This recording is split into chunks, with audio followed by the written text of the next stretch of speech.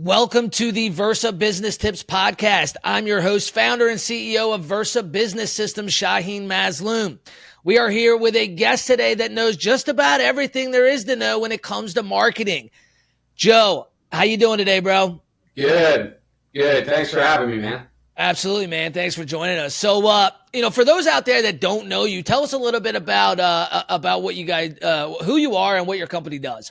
Yeah, so Joe Connell, I live in Ocean City, Maryland. I'm a husband, father of four, but professionally I run a marketing agency. I've been in the marketing game for about 11 years. I've worked with thousands of different clients of all walks of life, about 45 different industries, so definitely some diversity there. And, throughout, the last 11 years, I've started to see some need in the marketplace, especially when it comes to how businesses manage their marketing. From that, I founded a company called Lavahot Marketing Agency, where we really focus on a strategy we call marketing optimization, where we'll walk into a company, we'll look at their entire marketing, understand what their brand message is, who they're working with in terms of vendors, what those contracts look like, how their marketing is run. And ultimately, we try to tie some transparency in there, but that's like a quick, high-level overview of what we do. Right. So, marketing, right? So, I tell you one thing. When I first started my company, I really struggled with figuring out the marketing side of things, right? I was always a sales guy. I was a salesman, sales manager, and I was good at recruiting, good at sales. And then, you throw, starting your own company in there, and now you got to figure out how to get customers other than cold calling, right? So how did you get into, starting a marketing agency? Like, tell us a little bit about your entrepreneurial journey and how you ended up starting this marketing company. Yeah, so I think before I get to, where we are now in terms of, how we started the marketing agency, I would have to back up a little bit and maybe pay some honor to some companies that I worked for. So when I first cut my teeth in the marketing game, it was something that I stumbled into at a little yellow page company here on the Eastern Shore called The Local Book. For people that are in the area, they're probably very familiar with that book. And I had no designs to be a marketing consultant. It just It happened to be something that I was in between jobs. Before working in the marketing game, I was doing Miss Utility, which, if you're familiar with that, it's, if you have to dig a hole or a contractor has to dig a hole, they have to call 811 and somebody has to go out there and mark where all the utilities are. Right. And, what's funny is in that time that I worked at that company, I would drive around and I would turn my truck into a drive time university. So I'm listening to guys like Jim Rohn, Tony Robbins, Zig Ziglar. Right. And from that, started to blossom this idea that I wanted to work with businesses. I wanted to be a consultant. At the time, I didn't even know what the term was. So I said that I wanted to be a business life coach. And it turns out what I wanted to be was a consultant. I wanted to go into businesses and figure out how to help them. And fast forward, I got laid off from that job because they lost a contract, and a buddy of mine reached out and said, hey, if you're looking for a job, the local book's hiring. Why don't you come and you can work for the local book? Me not knowing a thing about marketing at the time, the guy, I said, I don't want to deliver phone books. It's just not for me. And he was like, what are you talking about? I don't deliver phone books. I sell advertising. And I was like, advertising? What does advertising have to do with the yellow pages? And he was like, you ever look in a book, you see the big ads in there, the big pictures? It was so new to me. I just didn't know what I didn't know. And to me, I thought it was just part of the book. I thought it was this great service that was just provided by the community at the right age. And so fast forward, they hired me, and the first training that I had at that company was with a guy named Mike Centerani, who in the industry of direct media, he is one of the best trainers in the country. He's been hired by companies like Google, local companies, some large national companies between newspaper and Yellow Pages, and a lot of other direct digital media companies. Right. And my first training that first week was with him. And that shaped how I interact with customers for the next 11 years. And, through the first, we'll call it the first 8 to 9 years of working with local to mid-sized companies, I really started to notice some trends that happen with local to mid-sized companies. Right. Usually, a local to mid-sized company, they're working with 5, 6, 7, 8, 9 different vendors. Yeah. All of these vendors, between radio, billboard, TV, the bus wrap, the digital marketing companies, like all of these vendors, not only are they hitting them up all the time saying, hey, we've got this new promotion and special you should run, but they have to coordinate the message between all of them. And oftentimes, these vendors would do two things. They would have their own version of what that business's message should be. Yeah. And oftentimes, the client would sign up for things where 4 or 5 vendors will be running the exact same thing, but with different messages. So it was extremely fragmented. And if you were to try to pin down a business owner and say, hey, what is the marketing budget? Like, what are you doing like annually? It's like they have to like dig up folders and try to figure out. Like, I don't have a clue. Right. So it was never like a formalized strategy. Right. From the amount they were spending to the contracts they were signing to the message that was going out there. And then God forbid, like most of the vendors that would come in and meet with them would just be like, oh, hey, it's, time to renew, press hard, 3 copies. Let's get you all signed up for the next year or 2 year contract. Right. And they don't even know what their cost per acquisition was or any of these, data metrics. The first year in business, I didn't realize how important all these different metrics were, to figure out, well, is this working? Does this make sense? Right. Man, that's huge. So what happened from there? Yeah. So what started to evolve and what eventually became Lavahot is I had certain clients where they were about the size where they were on the cusp of either hiring somebody to manage all of their marketing or just trying to figure out some sort of solution. And the problem is there was not a solution. They couldn't figure out, like, how can I get somebody to manage my marketing who is not this $40, $50, $60, $70,000 per year employee? Because when a business is doing anywhere from $3 to $5 million, it doesn't make sense to hire somebody at that price point. I mean, just the number of heads, like obviously there's other areas where you should allocate the resources, right? No. So we started by really offering a solution where, we're not an employee of the company. We're not on your benefits programs. We're actually a line item that you get to write off at the end of the year. And we're typically, our monthly retainer is usually about as much as you would pay a receptionist. Right. And what we typically find when we walk into a business, because they've had this fragmented marketing approach, more often than not, the amount they were spending annually. So let's say their budget was $150,000. Right. Usually the cost for us to manage the marketing can be baked into that $150,000. And we will optimize the campaign so well that the results they'll get will be much better than what they were getting. And in some cases, we actually reduce their spend in certain times of the year. Because that's like what I see oftentimes outside of like a vendor getting a client set up with this fragmented approach to whatever the message is, but they're also locking them into these like, there's one vendor I've seen, they lock a company into a campaign for 2 years. And it's like, you know how much changes in 2 months, let alone 2 years? Yeah. Like, I mean, habits and the economy and the market and you can't possibly do the same thing for 2 years and expect for it to stay the same. Right. Yeah. And it doesn't, because people, if you just look at, just digital exposure over the last 3 years, how much that's changed from maybe the consumption on platforms like YouTube, Facebook, and Instagram, all that, all those eyeballs now shifting over to TikTok. And that's just something that's steadily growing.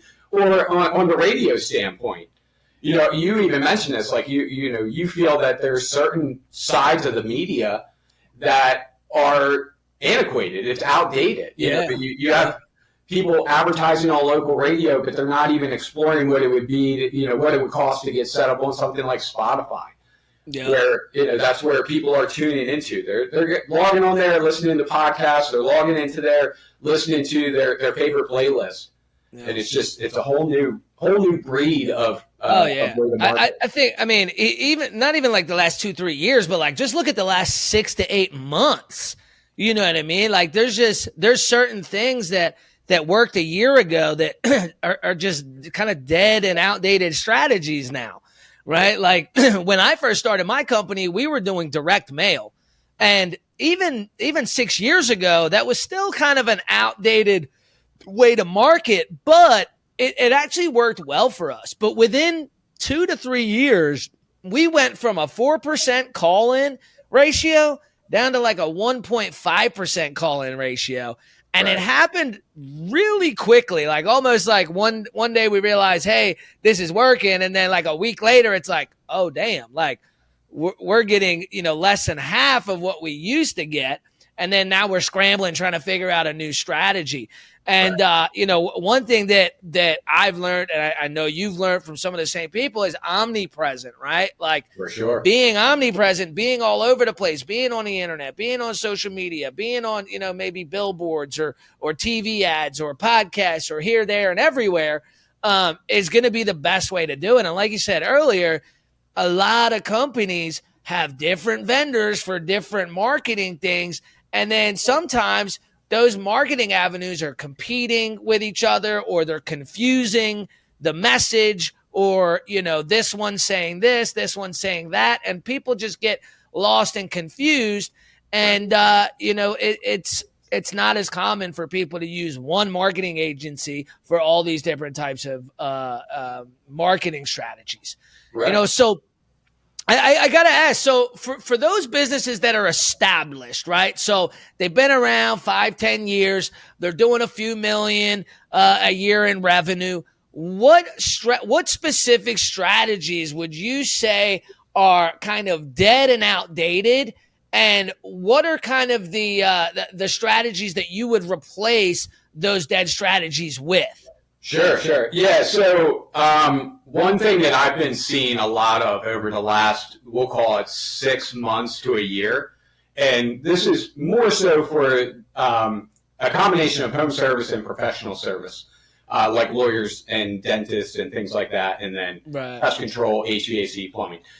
What Google rolled out a couple of different types of ads, and it's not new. It's just a lot of businesses have not adapted. So in professional services, it's called Google Screen. So for your realtors, your lawyers, you should definitely explore Google Screen. There's a vetting process that Google has. You have to show how much insurance you have. You have to show, how many online reviews that you have. You have to do a background check. Like there's certain things that go into it, and it's specific to each industry. So there's that side on the professional service. On home service, it's called Google Local Service Ads. And what I've been noticing, especially in this market, because it really hit in this market for certain categories. Like it started in like the big categories like pest control, HVAC and plumbing. They're always like the front runners in like a new rollout. But what I started to notice is certain campaigns that were running, like Google ad campaigns, the results just seemed to be going down and down and down. Like it was like month over month. And clients will come to me. They'll typically reach out and be like, hey, like this was really working. We're not sure like what's happening. And it's typically like I get brought in typically when a business had something running and it was going great. And of course, the last 3 years, it was going great for these guys. And now they're noticing like this downtick. So they'll call me in and say, hey, can you look at the campaigns that we have running with this vendor, or, what we have running over here? And what I've noticed is oftentimes they're just late to the game for this new style of ad that's running. And what is happening is the search volume is about the same, meaning if there was 10,000 people looking for an HVAC company, 3 months ago, it's the same case now. It's just where they're ending up is different. So Google Local Service Ads and Google Screen Ads, they appear at the very top. Very important on this device here. Yeah, which everybody, I mean, homeless people have a smartphone, You know what I mean? Like three-year-olds have a smartphone, right? It don't matter who you are, you got a smartphone, and most of the time when you're searching for something, you're doing it on your cell. I'll sit here at my computer and I'm searching on my cell phone. 100%. 80 to 90% of all search and online activities happen in here. That's just the way it is. And to that, these ads, like if you Google really any service, and for those listening, I would encourage you to maybe even do that search. Go online and look for a pest control company in your market. And you'll notice like Google local service ads are going to come up at the very top, and it's going to dominate the entire home screen of that search result. And it's everything above the fold. So before you have to scroll, all you're going to see is Google local service ads. So let's put that in perspective for a pest control company that's only running Google ads. Before they even have an opportunity to get the lead, they have 2 or 3 competitors just snatching leads. And the thing that I love about that program, which is why I'm so passionate about businesses just getting set up. It's not a hard process. If you need help, feel free to reach out. But the whole thing about it is, if it actually converts, traditional pay-per-click then is that you pay for the click. And that customer converts or they don't. And you maybe retarget them and try to get that lead. Right. And, you've probably run SEM campaigns, so you know exactly what I'm talking about. Right. Google LSA is driven by the lead. So if you don't get a phone call. Right. Yeah. Wow.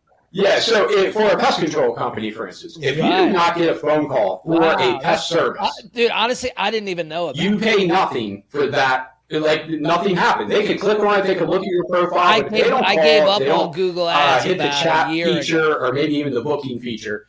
It costs you absolutely nothing, but you still have this dominant presence of being right there at the top. But you're right. It makes sense to what you're saying, though. It's because the old ways when they roll out these new ad types, 3 months ago, the old ones stop working as well because things are changing. That's crazy, man. I kind of feel stupid for that one. I don't blame you because, and I'll say, for you, and to that, like, if you look at, like your business, because I think every industry, they all have like their own little nuances, right? They all have like a different way that you should market. Like pest control is going to be uniquely different to a company that does business lending. So like the switch that you've made that I commend you on is that you realize that the cheese has moved, meaning like the game has changed where now, especially because you're a company that can do business, I know nationally, and if it's not just nationally, it might be all over the freaking globe, right?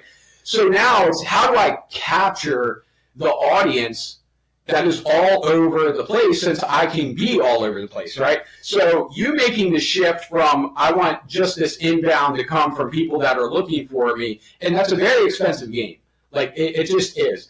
To just focus on the brand, focus on my digital presence, focus on omnipresent will always drive, especially in your category, it will always drive a better result because you're getting exposed to new people. You do one video, it might get a couple hundred views. You do another one, it might get 10,000. And then I've seen some of your videos hit into, I think, the millions, right?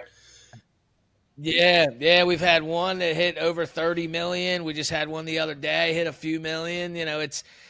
It's wild. I had a strategy. I'm sure you probably noticed that in the last couple of weeks, I kind of, changed my strategy. So before I was doing one reel a day on every platform. And then I brought on an affiliate who actually ended up being TikTok famous and YouTube famous. This guy's got millions of subscribers and followers on each. And I asked him, I said, hey, man, take a look at my socials. Let me know what you would change. And he's like, simple. Stop posting one a day and post 3 a day. It's volume. And the crazy thing is, every time I would do 2 videos in a day, one would take off and the other one wouldn't. So I stopped doing 2 a day. He's like, bro, don't do 2 a day. Do 3. And I've done 3 a day for only almost 3 weeks now. And I've gained over 18,000 new followers just on Facebook alone. Yeah. So that story reminds me of Alex Hormozy and Grant Cardone, which I know we share that commonality that we both We both have invested in Grant Cardone's programs between Cardone University. You've probably been to the marketing workshop, which is where the idea of starting a podcast came from for me. Well, I wanted to start a podcast for years, and I actually built a studio. And eventually, I thought about it for years, and then finally, you just need that. All right, if you've never invested in one of Grant's programs, I would say definitely consider his marketing workshop, because you love him or hate him, the guy is a marketer. He takes it into teeth sometimes, and he takes it well. He takes it into teeth sometimes just for being maybe abrasive or being a sales guy or just a real estate guy. There's all these clickbait people out there that will talk smack. It all comes from a perverse level of admiration, right? You hate on what you can't be, I think is where it goes. So when I went down to that marketing workshop, Jerry Glant and Grant's head of marketing said, you should start a podcast. You're in marketing. It'd be very easy for you to get started. You could interview people that could be, your potential clients. You could interview great guests. And while I was in that training, I booked 3 months worth of guests the same day they said to do it. So I was just like, I'm doing the podcast. I posted about it and then just started inviting people, as many people as I could, to be on the show. And one, for me, I don't do cold calling, and it's not that I'm against it, because I think it's a very effective way. It's how I sold for years and years. But the podcast was like the vehicle for me that just started bringing new business to me. And, so I love it. I love that approach. But how many episodes have you guys done? I think we're about 70 episodes in. And now that we just invested probably about $10,000 into our new studio build out. So we have the 3 camera setup, all the best audio equipment as far as I can tell. And then we built out the studio. So we're really jazzed about that. Very cool. But where I was going with that, so the volume of going from 1 post a day to 3 a day reminds me of a video of Alex Hermosi. And he had paid Grant Cardone, I think it was $125,000 for 4 hours of consulting. And the big thing that Alex took away from that on one standpoint was that his social media, if he wants exposure, it's just about volume. It's about pushing out more content. And Grant pulled up Alex's Instagram, and he pulled up Grant's, and he was like, look, you posted 1 time today. I've already posted 10 times today. And Alex Hermosi implemented that strategy. He went from doing 1 post a day to 10, and then doubling down on all other platforms and just pushing volume. And that volume over the last 2 years has made him the household name in the entrepreneurial marketing sales space. You can't go into any sort of chat room without hearing the name Alex. And it's because of how he's approached that high volume, quality content. Yeah, it's all a numbers game. It makes me think of the saying, back to the basics, right? When I was a salesman for the companies I used to work for before I started Versa, they would always reel you back in, right? Hey man, your sales are falling down, and it's usually because you change something or you stop doing something as much as you used to, right? And it's all about just getting back to the basics, which is numbers. It's all a numbers game. The more people you talk to, the more people that see you, the more business you're going to get, right? That's just marketing through and through. If you want to explain what is marketing, it's getting more eyes on your business so you can convert more customers. Yeah. That's it. At the core of it. That's what it is. And, there's definitely things that you can do to maximize those efforts, having a great offer, having, a great way to convert it. But, at the core of it, it's going to be best known is always going to beat the best. Hands down. Yep. So in today's age, people don't, I feel in a lot of areas, they don't want to just do business with a business. They want to do business with people and have that connection. With somebody that they like and that they respect. It's the strategy is kind of one reel about business, one reel about yourself, and then one reel about your values, your family, your lifestyle. Right. And that way they get to know you, they get to know who you are, they get to know what you do, and they get to know what you love. And they also get to know about your business, right? But some people I see, and I used to be guilty of this myself. It was all business all the time, no matter what. And you're right. People want to do business with people they know, like, and trust. So they got to know you. You are the brand. And I think a lot of business owners forget that sometimes. It's like, this is the brand, this is the brand, this is the brand. But like, you yourself are also the brand. And, some people try to shy away from, being in front of the camera and like posting on their personal pages. It's like personal, business, like whatever. It's all the same, right? It's just the way the world is and how people make decisions now. I had a sales rep call me earlier today, and the guy, the client he was talking to was like, I don't care what the offer is. I want to do business with you because I like you and I trust you. Right.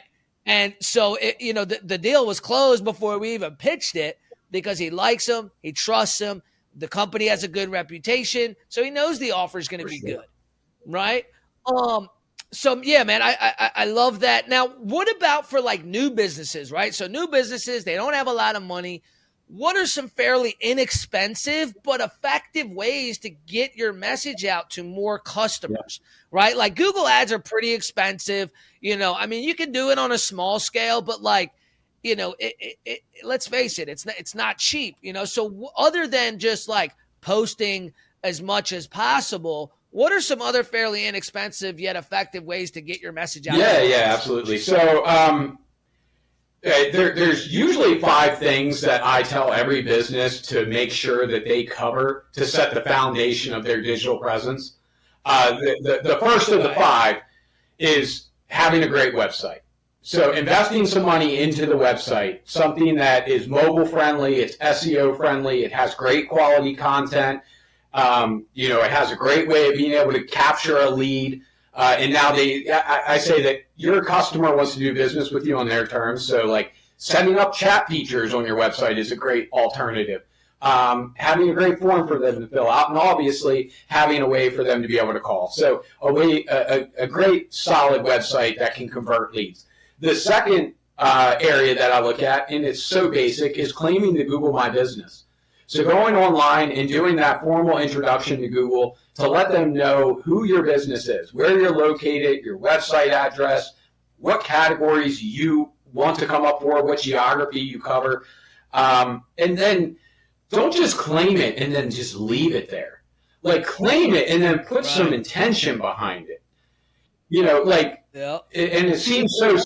Yeah, it's funny. I just set up a Google My Business for my fiance. She's a realtor, and I was really impressed. She actually came to me. She's like, "Hey, I need to set up Google My Business." I'm like, "You know what? Yeah, you do." Like I was kind of blown away that I didn't think of that. Like I created the domain, I created the new Gmail and all that, but I didn't. Even though it's a real, you're a realtor, but you're your own business, right? Like even realtors and attorneys and whatever, even if you're a one-man business, Google My Business. Yeah, and I'll take that one step further. Now that she has a Google My Business, she should try to get as many reviews on there as possible. And don't just let reviews happen to you.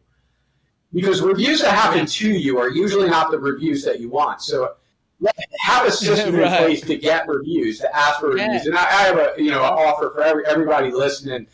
We have a free tool that we actually give away to business owners, real estate agents, things like that. But she should consider looking at Google Screened, where like she gets the green check mark. She pays on a per lead basis for the leads that come in from Google. I encourage her to at least look at it and at minimum go through the process of getting Google Screened, because then she's, no matter what, she still has like that green check mark. That means like she's Google approved, right? So I started the website, then it's Google My Business. I wonder if, I'm sure we probably have that. I'm not sure. I'll have to look into that because I don't know if we ever did Google's. Yeah, so it's per industry. I don't know if like financial services are like in that category, but I know you have to go. Right. Yeah. I know that you're diverse in what Versa Business Systems does, right? So there may be a category of service that you offer that will qualify. Unfortunately for me, as a lowly marketing agency, there is no category for marketing, unfortunately. Right. But so after the Google My Business, you want to claim the rest of your listings. So Bing, Yahoo, YP.com, Superpages.com, like all of Yeah. So I actually did. Have you heard of the company Yext? For sure, yeah. YEXT. Yeah. So that when I first started my business, I threw up a website, something basic, but still had a form and they could call us and stuff like that. And then the second thing I invested in was $500. That's it. It's $500. They put you on Bing and Yahoo and Yellow Pages and everything you could possibly think of. And now you're so it's doing that. So and the thing that or do it yourself. Exactly. Yeah. So and you can. I mean, all of this stuff you could do for free. You can go to Wix. You can build yourself a website. You can claim your Google for free. You can claim your listings on all these search engines for free. You can. This takes me to the fourth pillar, which is online reviews. You'd be surprised how much the algorithms and the search results are driven by online reviews, because it's people basically in the marketplace talking about a business and how good their service is.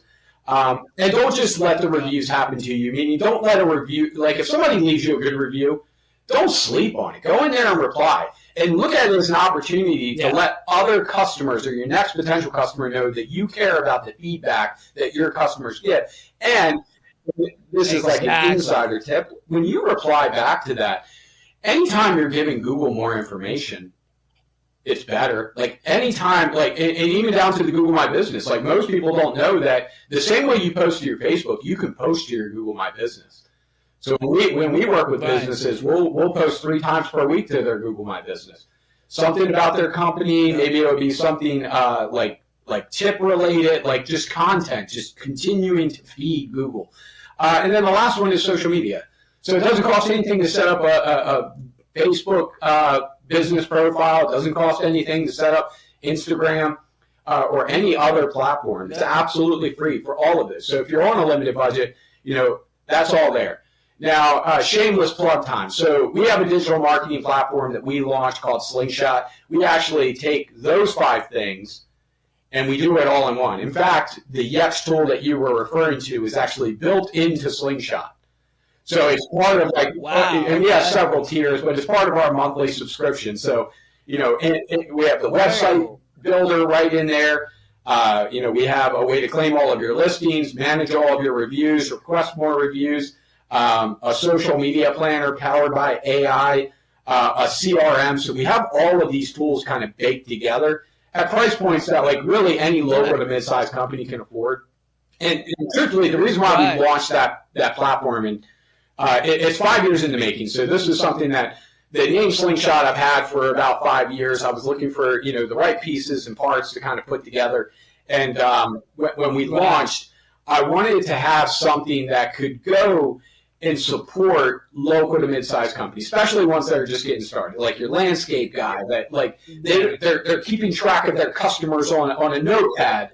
They're the ones that need the most help. Like that's what I tell people all the time, right? Like so, like we've started doing business with like your Gucci's, your Pepsi's, your big sports stadiums, right? And somebody asked me the other day, he's like, "Well, I mean, we're just a small. Can you still help us?" I'm like, absolutely. Like, we'd rather help you. Like, Gucci doesn't really need our help. We love doing business with them. Absolutely. Don't get me wrong. I love doing business with them, right? But I appreciate doing business with the smaller guys more because they need our help. You're absolutely right. When I chose the name for the platform, I went with Slingshot. And it's a derivative of the story of David versus Goliath. Yeah, I love the name. Which obviously, David used the sling. He did not use a slingshot. Maybe they just didn't have that technology back then. But the story at the core of it is that a local to mid-sized company, they're David. And a lot of times they're going against a Goliath. Here on the Eastern Shore, there was this big company that in the HVAC space that moved down here. They bought a very prominent business that I'm actually familiar with. I helped them do their marketing. This company, it's called Horizon Services. They came in and bought the company. And this company is a Goliath. I mean, they are a massive HVAC conglomerate. And they have other verticals of business, but they are just this massive company. Like it's like hundreds of millions of dollars in revenue that they do like nationally between all the acquisitions that they do.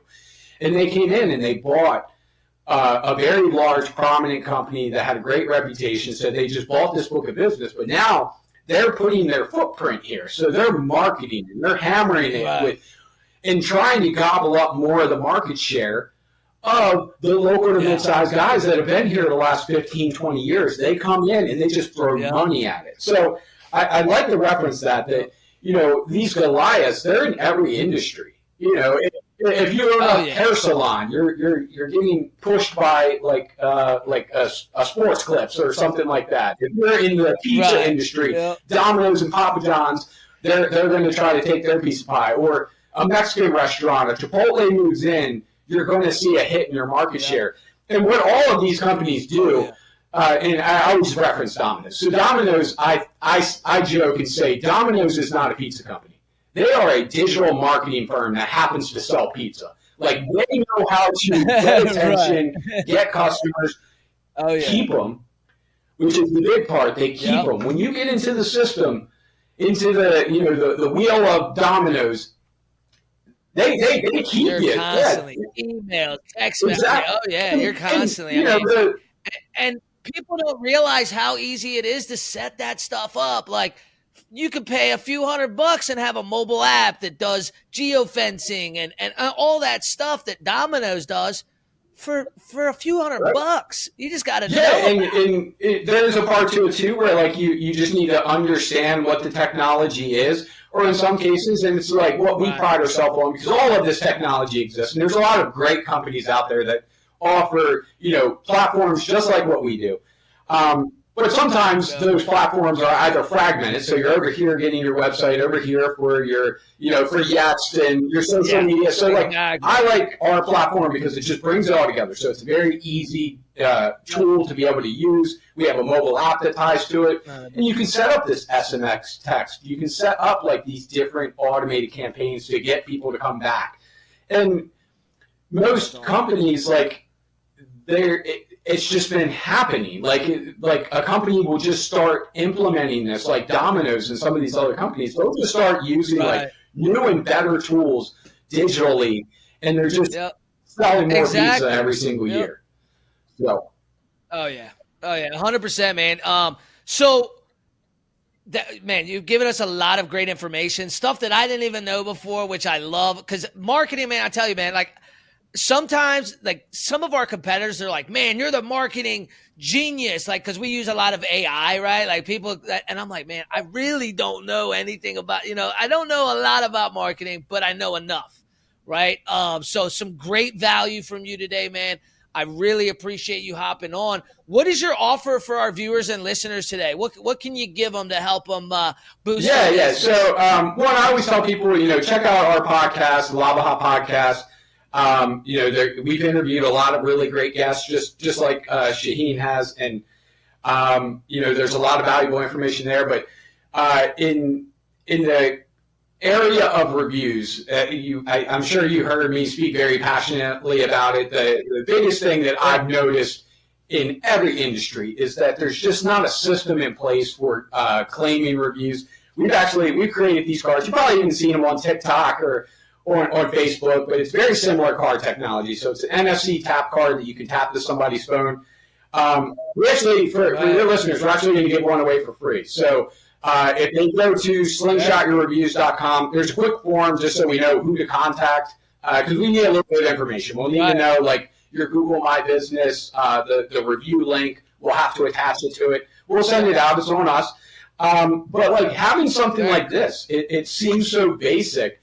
But, like, this does two things. So let's say you are I'll use pest control again, since that's where I've gone most of this episode. Let's say you're a pest control company and you go out there and you do a phenomenal service, or you do a service. You just ask your customer one question, and this is universal. No matter what business you're in, you just ask one question. We like to ask every customer how they would rate our service on a scale of 1 to 5. If that customer says 5, great. Would you mind leaving us a review if it took less than 30 seconds? You tap, if they say sure, you tap this to their phone, up will pop your Google My Business, and it will be pre-populated to reviews. So right there, they can hit 5 stars, write a review, and done. It's in and out in 30 seconds. If the customer says anything less than a 5, And if they say a 4, Right. then the first question you should ask is, what can we do to get it to a 5? Like, how can we go above and beyond? So obviously, you want to try. Yeah, how do we get this to a 5, and then throw the review exactly. out, right? Once you get it to the 5. So we're giving these things away for free. We've ordered hundreds and hundreds of these things just because we knew it was something that businesses have been sleeping on their reviews. Right. Like if you're a business, and I would ask everybody. Yeah, we do a decent amount, but we don't do it enough. I don't think you can ever do it enough. It's just like referrals and reviews. Those two things, I don't think you can. I really don't think there's a way to do too much. There is. Right? Like referrals and reviews. I mean, it's really what makes or breaks a business. Yeah. So that was just a easy tool that I know I wanted to have for this show, so that Awesome. You said that website was Slingshot Your Business. Oh, I'm sorry, slingshotyourreviews.com. If you're curious. slingshotyourreviews.com. I'll go ahead and put that in the description. And if you're curious about the digital marketing platform that we put together, which is Slingshot, which no secret here, it actually ties to that platform. There's a lot of tools built around that. Like, for instance, when you get the review, within 10 minutes, AI will automatically read the review, or read who it came from, and it will write a reply for you. So you never miss that opportunity. Wow. So that's just like one feature that's baked into Slingshot. But if you're curious about that platform and just want to see a demo, you just go to slingshotyourbusiness.com and we'll get you set up for a demo. And then lastly, if you're curious about what it would look like if we were to come in and help manage your marketing, meaning we're taking a look at everything you're doing, even if we do what we call a first-time optimization, it's a really low fee for us to look at all your marketing, give you advice, and then give you a roadmap for, and right now it's the crucial time, the roadmap for 2024. You just go to lavahot.com. You'll connect with us. And, of course, I would say, for your listeners, if you want to follow me on social, my handle is @JosephConnell Jr. Right. Pretty much across the board, pretty much any platform, you'll be able to find me. Awesome. Yeah, we'll make sure we put all that in the description, and you'll get tagged in all the videos and all that good stuff too. So, man, I really appreciate your time. Some great value for not just our listeners, but for me as well, man. I'm definitely going to go to slingshotyourreviews.com and get